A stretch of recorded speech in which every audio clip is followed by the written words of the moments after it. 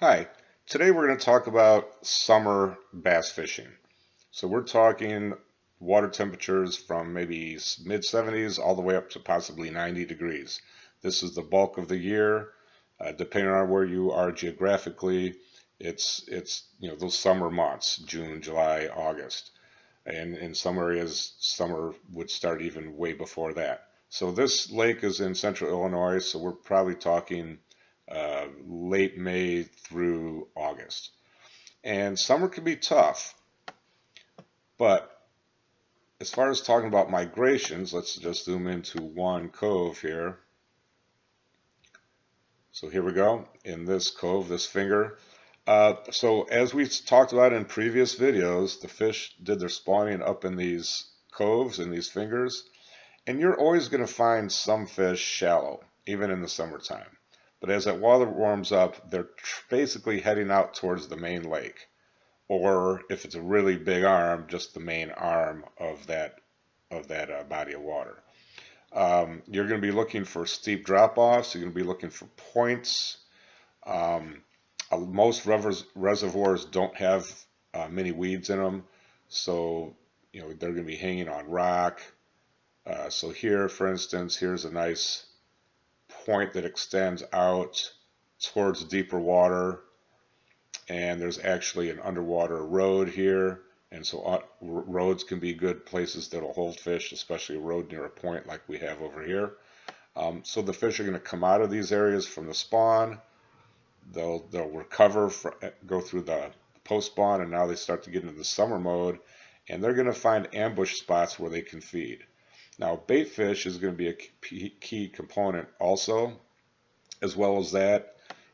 For a lot of reservoirs, they're dammed up bodies of water, and depending on the current and how much water they pull, that will stimulate the fish to feed. But generally speaking, summertime, you're looking at early morning bites always going to be pretty good. Evening bites always going to be good, and then when the current is moving, is going to be good.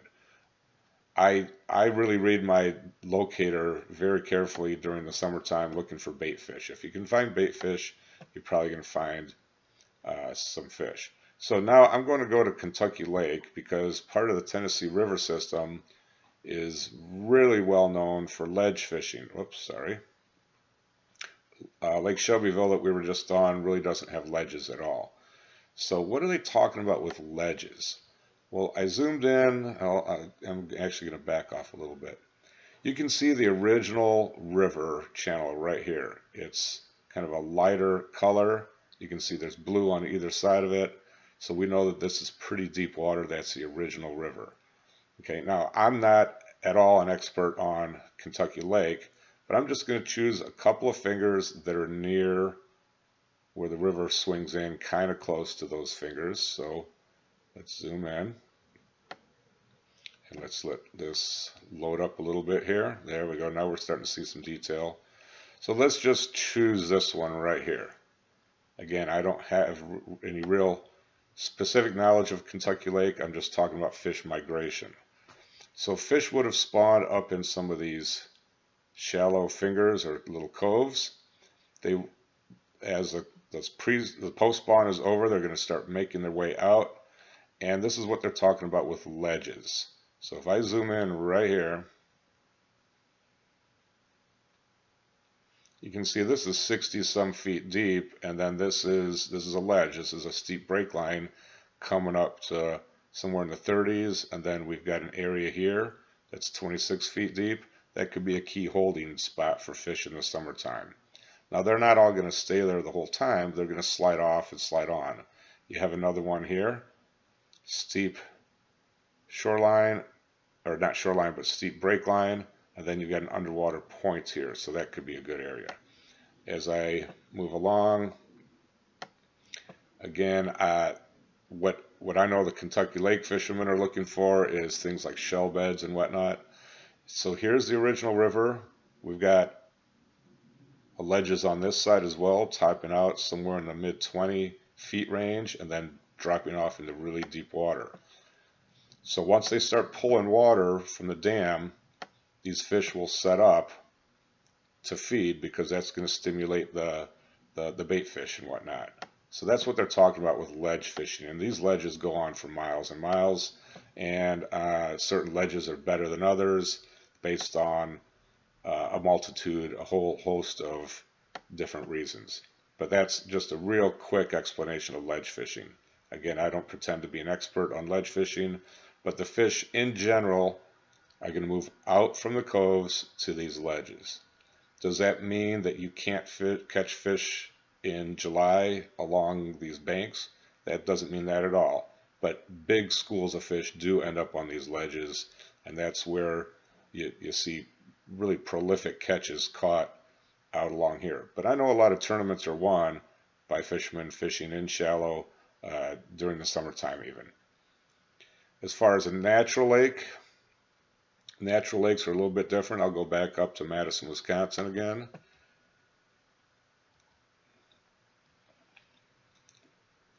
The fish in general, they're not all going to go out to the deep basin.